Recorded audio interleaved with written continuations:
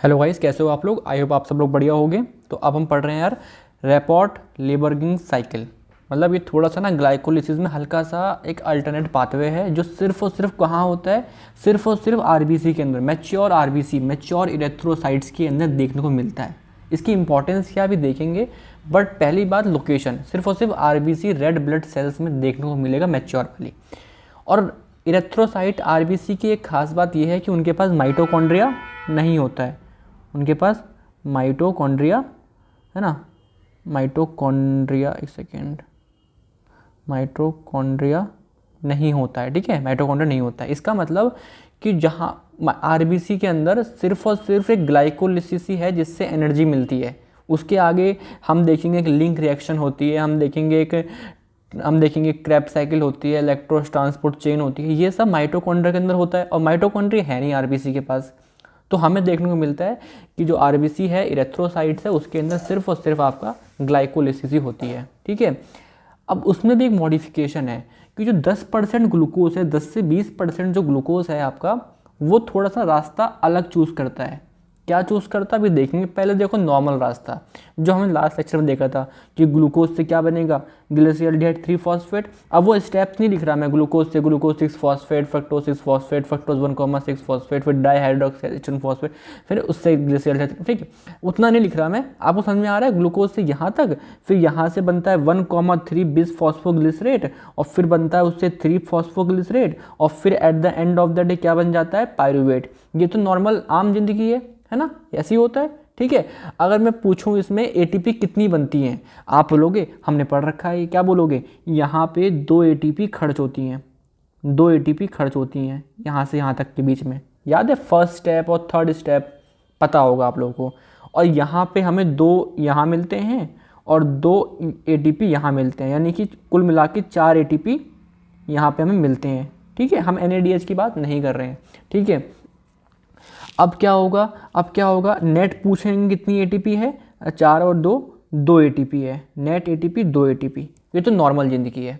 ठीक है, बट अब क्या होता है, एक 10% ग्लूकोज, 10% ग्लूकोज एक अलग यहाँ से जाना चाहिए था यहाँ पे, लेकिन एक अलग अलग रास्ता चुनते हैं। क्यों चुनते हैं वो देखो, वो क्या करते हैं, 1,3 से क्या बनाते हैं, 2,3 बिस फॉस्फोग्लिसरेट। एंजाइम का नाम सिंपल सा, म्यूटेशन हुआ है यहाँ पे, 1 से उठा के 3 पे रखा गया, 2 पे रखा गया है, तो 2,3 फॉस्फोग्लिसरेट म्यूटेज। ठीक है, तो यहाँ से यहाँ और वापस से क्या बना दिया इसको, 3 फॉस्फोग्लिसरेट। मतलब जाना उसको ऐसे जाना चाहिए था, बट वो गया घूम के है। तो 90% ग्लूकोज तो आरबीसी के अंदर ऐसे ही जाती है, लेकिन 10% ग्लूकोज पता नहीं ऐसे जाती है, एक ये चीज़ बनाते हुए जाती है, एक ये वाली चीज़ बनाते हुए जाती है। इसकी इंपॉर्टेंस क्या है अभी हम देखेंगे। ठीक है, इसकी इंपॉर्टेंस क्या है वो भी हम देखेंगे, बट मेरी बात समझना कि सारी की सारी जो ग्लूकोज होती है आरबीसी के अंदर वो नहीं, केवल 10 से 20% के आसपास है ना, 1/4 मान लो। ठीक है, इतना ग्लूकोज एक अलग रास्ता फॉलो करती है, और ये जो साइकिल है इसे हम क्या बोलते हैं, रेपॉर्ट-लिबर्गिंग साइकिल। ठीक है ना, ये वाला रास्ता समझ में आ रहा है क्या। ठीक है, अब यहाँ पे क्या होता है, अब मान लो एक ग्लूकोज है जो ऐसे नहीं जा रहा है, वो क्या रास्ता फॉलो कर रहा है, ये जनेगा और फिर ऐसे और फिर ऐसे और फिर ऐसे ऐसे ऐसे, है ना। अब इसमें होता क्या है, अगर आप देखो, ऑब्जर्व करो, कलर चेंज करता हूँ, देखो यहाँ पे 2 एटीपी हमने देखी थी कि हमने इन्वेस्ट करी पहले स्टेप में और थर्ड स्टेप में, याद है पिछला लेक्चर, 2 एटीपी हमने दी थी, और हमें यहाँ पे कोई भी एटीपी नहीं मिली, है ना। बल्कि अगर हम ऐसे आते तो एटीपी मिलती है। ठीक है, हमें एटीपी यहाँ पे ऐसे आने में एटीपी नहीं मिली, और जब हम यहाँ से कन्वर्जन करते हैं तो 2 एटीपी और मिल जाती हैं। तो 2 एटीपी खर्च हुआ, 2 एटीपी बना, तो नेट एटीपी कितना बना यहाँ पे, 0 एटीपी। ये बहुत इंपॉर्टेंट है कि जो RL साइकिल, मैं बार बार पूरा नाम नहीं बोलूँगा, RL साइकिल में क्या होता है, आपका जो एटीपी बनती है वो 0 बनती है, नेट 0 एटीपी। आप बोलोगे क्यों, क्योंकि जो ये वाला स्टेप है ना, जहाँ पे 2 एटीपी बनती हैं, वो स्टेप मिसिंग होता है उनमें, वो स्टेप मिस होता है इनमें। तो आप बोलोगे फ़ायदा क्या है, एनर्जी मिल ही नहीं रही है, क्यों घूम के आ रहे हैं इतना लंबा, सिंपल बना लो, इसकी क्या इंपॉर्टेंस है, चलो वो देखते हैं। तो यहाँ पे क्या है, कोई भी एटीपी का फ़ायदा नहीं होता है, नो एटीपी गेन। ठीक है, इसका केवल और केवल इस पाथवे का सिर्फ और सिर्फ ये उद्देश्य है कि ये मिले हमको, थोड़ा बहुत ये मिले, क्या मिले, 2,3 बिस फॉस्फोग्लिसरेट, ये मिले हमको।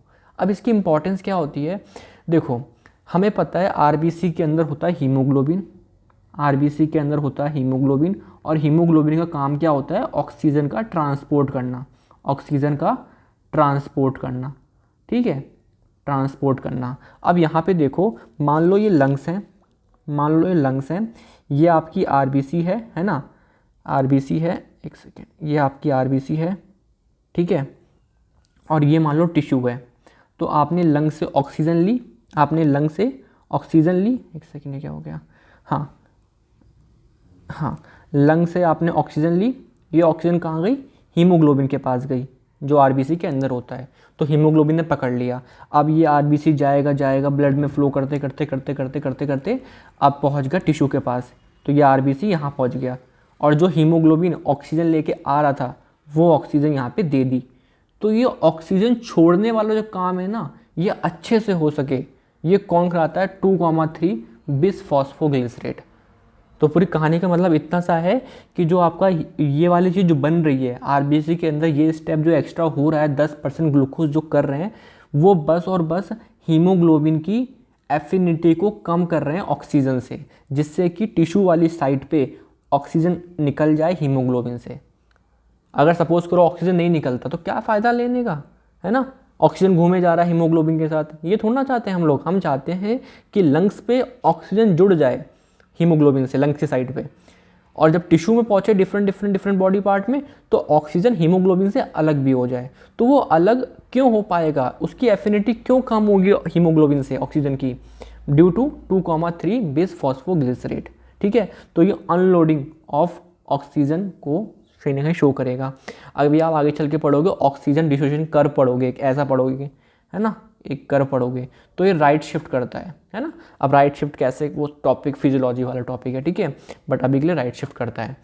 ओके, अब एक चीज़ रह गई थी यार लास्ट लेक्चर में, इनहिबिटर ऑफ ग्लाइकोलिस, वो भी देख लो एक बार, कि अगर आइडो एसीटेट डाला तो वो इनहिबिट किसे करेगा, ग्लिसरॉल्डिहाइड 3 फॉस्फेट को। थोड़ा रह गया था पिछली बार ये, ठीक है। तो मतलब आइडो एसीटेट और आर्सिनेट, है ना, आर्सिनेट भी लिख लो, वो किसे इनहिबिट करते हैं, आइडो एसीटेट वो किसे इनहिबिट करते हैं, ग्लिसरॉल्डिहाइड 3 फॉस्फेट डिहाइड्रोजिनेज, ठीक है। और एक बहुत इंपॉर्टेंट चीज़ है, एक बहुत इंपॉर्टेंट चीज़ है, जो फ्लोराइड है वो इनहिबिट करता है इनोलेस को, इनोलेस को। और इसकी एप्लीकेशन सुनो मेरी बात, कि सपोज करो किसी ने ब्लड टेस्ट कराया, है ना, किसी ने ब्लड टेस्ट कराया, उसने ब्लड दिया, अब ब्लड के अंदर क्या होंगी, आपकी आरबीसी होंगी, तो आरबीसी क्या कर देंगी, ग्लाइकोलिसिस कर देंगी, है ना, सेल है ना, ग्लाइकोलिसिस कर देगी। तो जो मुझे ब्लड के अंदर ग्लूकोज का लेवल पता करना था, लेकिन आरबीसी ने ग्लाइकोलिसिस कर ग्लूकोज खत्म कर दिया। मतलब जिस टाइम मैंने किसी पेशेंट से ब्लड निकाला होगा वो ग्लूकोज, और जब मैं लैब में लेके जा रहा हूँ उतने देर के बीच में आरबीसी ने क्या कर दिया, ग्लूकोज में ग्लाइकोलिसिस करके ग्लूकोज की मात्रा कम कर दी। तो एक फॉल्स टेस्ट बन सकता है ना। तो उस टाइम पे मैं कैसे ग्लूकोज ग्लाइकोलिसिस को रोकूं, तो क्या करते हैं हम, NaF सोडियम फ्लोराइड ऑक्जेलेट का सॉल्यूशन में क्या करते हैं हम लोग, ब्लड को लेते हैं, जिससे कि फ्लोराइड क्या करेगा, इनोलेस को रोक देगा, इनोलेस को रोक देगा, यानी कि ग्लाइकोलिसिस रुक गई, यानी कि ग्लाइकोलिसिस रुक गई। तो जो ग्लूकोज आप लोगे वो एज इट इज़ रहेगा, ग्लाइकोलिसिस में ख़त्म नहीं हो जाएगा, ख़त्म नहीं हो जाएगा, ठीक है। फिर से बताता हूँ एक बार, तो फ्लोराइड क्या करता है, फ्लोराइड का एक और नाम होता है एंटी ग्लाइकोलिटिक, एंटी ग्लाइकोलाइटिक, ये ग्लाइकोलिसिस को रोकता है, ठीक है। तो हम जब भी कोई टेस्ट वगैरह करेंगे तो ट्यूब के अंदर NaF ऑक्जेलेट होगा, ठीक है, जिससे कि वो ग्लाइकोलिसिस रुकी रहे, तो ग्लूकोज का लेवल वही रहे, मेंटेन, ख़त्म ना हो, ठीक है। आई होप समझ में आया होगा आपको। तो ये 2-3 पॉइंट थे, मैंने बता दिए आपको। अब हम क्या पढ़ेंगे, पायरुवेट डिहाइड्रोजिनेज कॉम्प्लेक्स पढ़ेंगे, ठीक है। चलिए वो नेक्स्ट वीडियो में पढ़ेंगे, ठीक है। चलो, थैंक यू, बाय।